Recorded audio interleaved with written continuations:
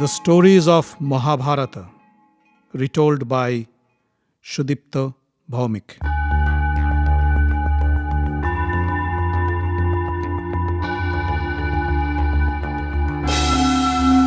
Welcome, dear friends, to another episode of the Stories of Mahabharata. In the last episode, we heard the story of how Rishi Chavan got back his youth with the help of his wife Sukanya. We also heard how King Ushinara passed the cruel test of Lord Agni and Indra.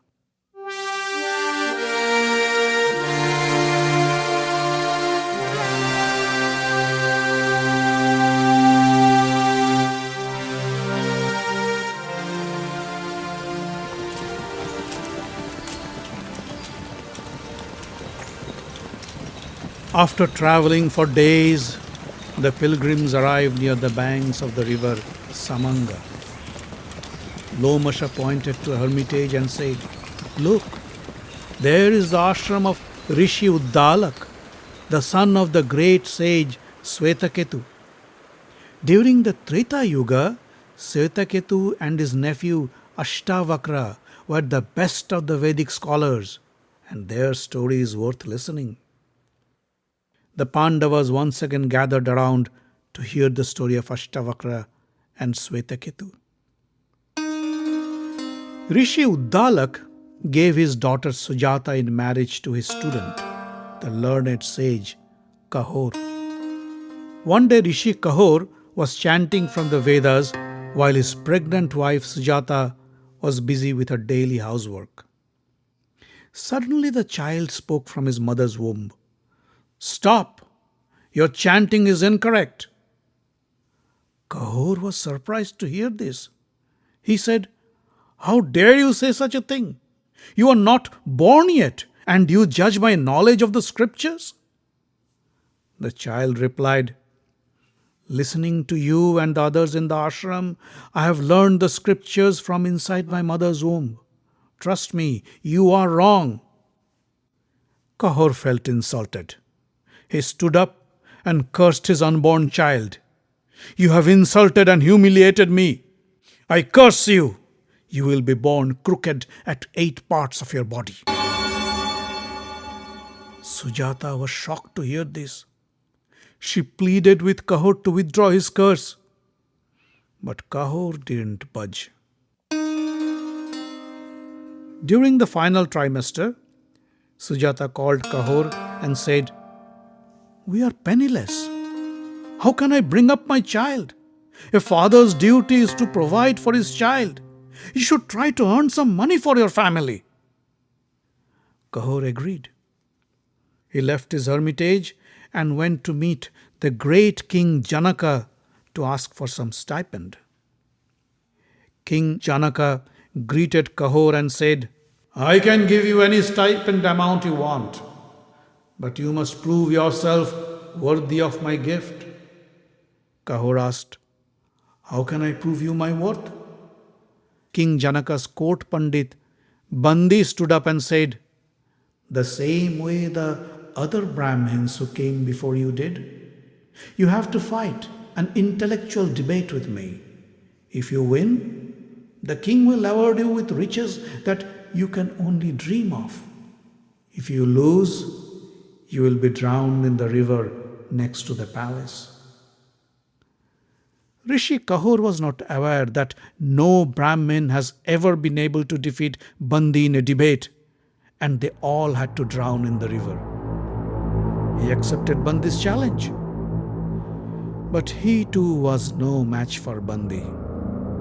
Bandi and his men took him to the river and drowned him. When Uddalak came to know of Kahor's fate, he called his daughter Sujata and whispered to her ears, "Keep this a secret from your child. He should not know about his father's unfortunate loss in the hands of Bandi." In due course of time, Sujata gave birth to a deformed boy child. Rishi Kahor's curse had come true. The boy was crooked at 8 places in his body. Hence, He was named Ashtavakra. During the same time, Uddalak also had a son named Swetaketu. Ashtavakra and Swetaketu grew up together in Uddalak's ashram. Ashtavakra had no knowledge about his father. He thought Uddalak was his father and Swetaketu his brother. When Ashtavakra was about 12 years old, one day he sat on his grandfather Uddalak's lap and was studying the scriptures. Swetaketu was jealous of his nephew. He held Ashtavakra's hand and pulled him off Uddalak's lap, saying, "Get off my father. I want to sit on his lap." Ashtavakra said, "Why should I get off? He is my father too." "No, he is not your father," said Swetaketu. "If you don't believe me, go and ask your mother." Ashtavakra went to his mother Sujata and asked, "Mother, who is my father?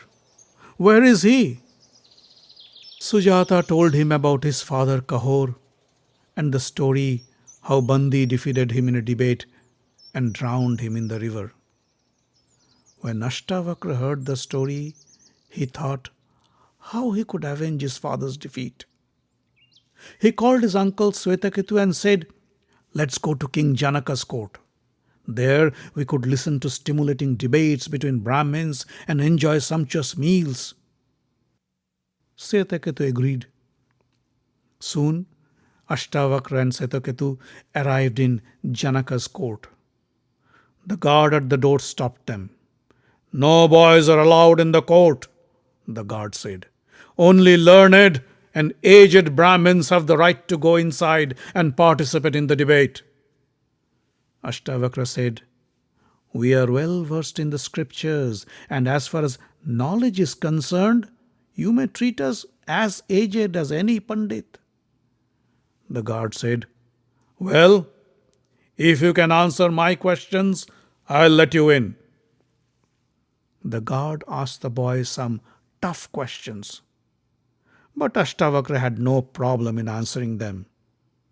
The guard let them in. Ashtavakra entered the court of Janaka and said, "O king, I understand you drown and kill the Brahmins who lose in debates with your court Pandit Bandi. Where is that arrogant man? Call him. I challenge him to debate with me." King Janaka laughed and said, "Young man, you don't know what you are talking about. Many learned rishis and Brahmins have tried to defeat Bandi, but they all failed and lost their lives. Go back to your mother. She must be worried." Ashtavakra said, "Bandi is yet to face an opponent like me. Ask him to debate with me and watch how I cut him down to size." The king could sense that Ashtavakra was no ordinary boy. But before he could subject him to the challenge, he wanted to check if the boy really was what he claimed to be. He asked Ashtavakra some difficult questions from the Vedas. The boy answered them with such clarity and eloquence that the king was more than impressed. He said, "Young man, you are indeed the most knowledgeable man I ever met. You are the right person to debate Bandi."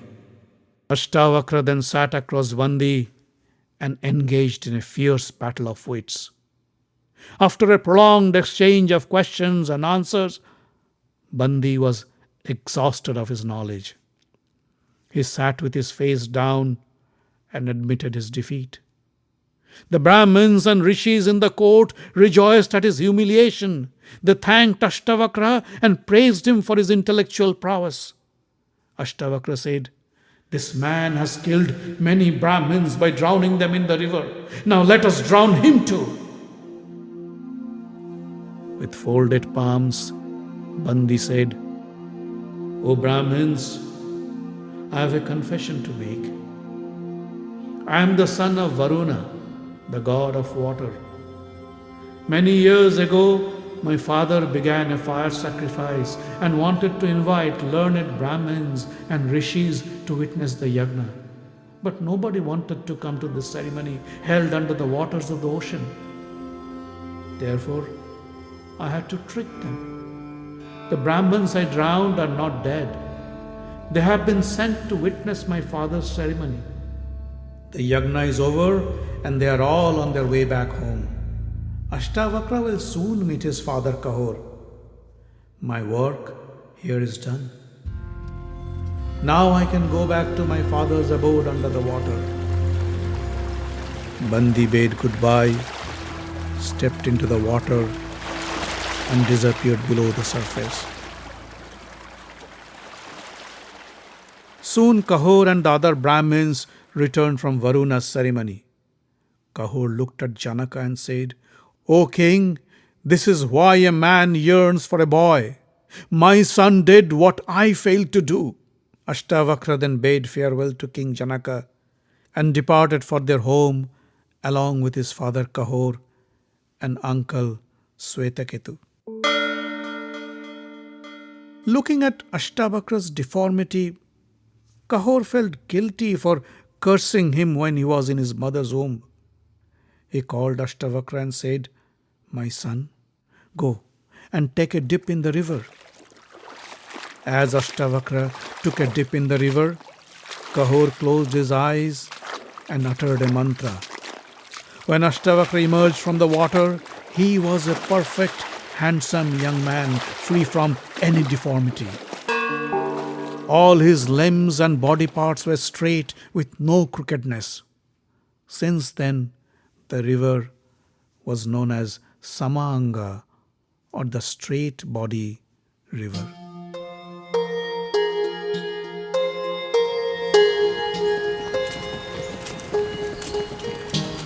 After crossing the Mainaka mountains, the Pandavas arrived near the river with 7 streams, or Saptadhara Ganga.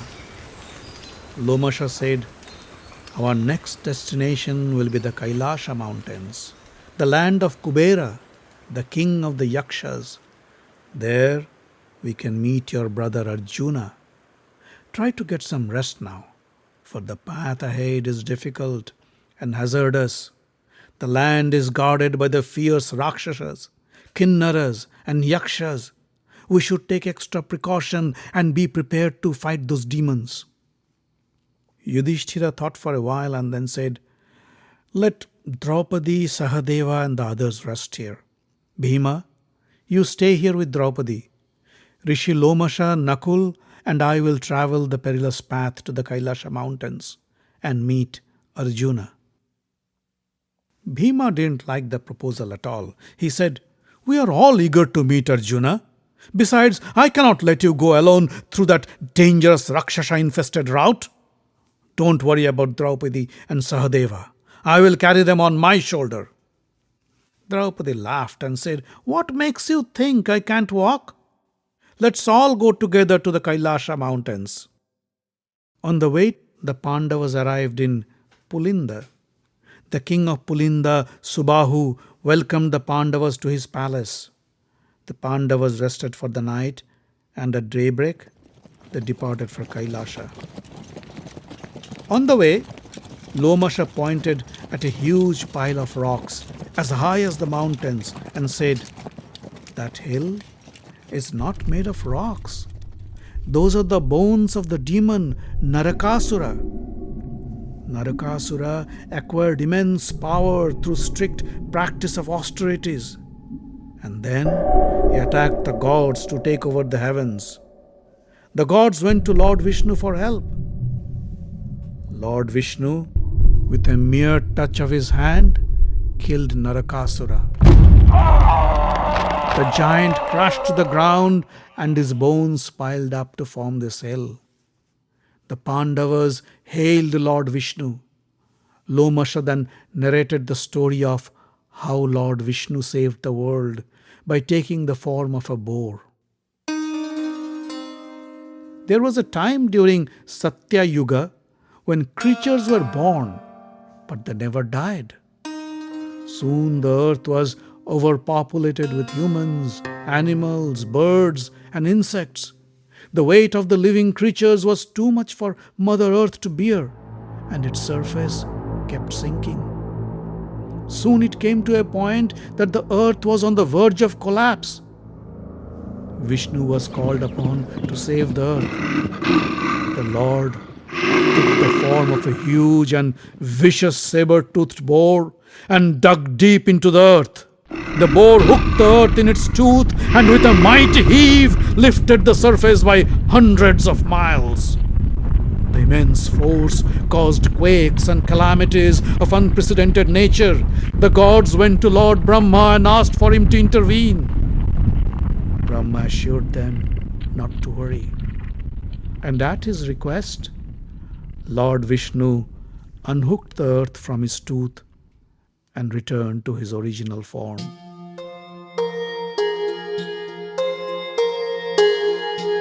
The Pandavas continued their journey through the mountain pass. When they reached the Gandhamadan mountains, a severe blizzard blew in. The Pandavas ran for shelter. Little later, they found a cave and took refuge inside. When the blizzard calmed down, they came out of the cave to resume their trek. But within a mile, Draupadi fainted and collapsed on the snow-covered ground. The Pandavas carried her back to the cave and tried their best to revive her. They covered her with deer skin and lit a small fire to warm her up. Yudhishthira held her hand and lamented, "It is all my fault. It is for my sin she has to go through this suffering.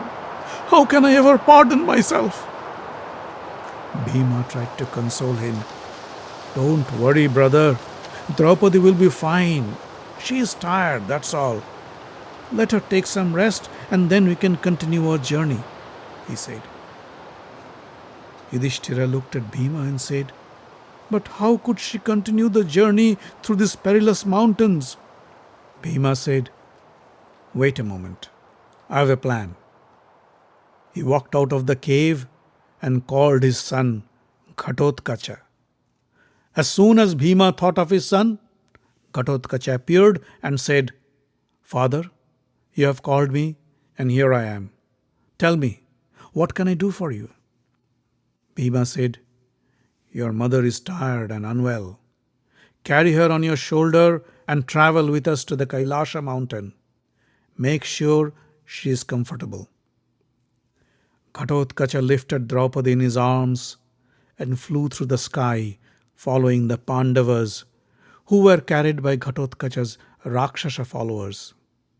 Soon they arrived in the beautiful hermitage Badrika ashram of Naranarayana. Draupadi felt much better now. The pleasant surroundings of the ashram rejuvenated the Pandavas as they waited for the arrival of their brother Arjuna.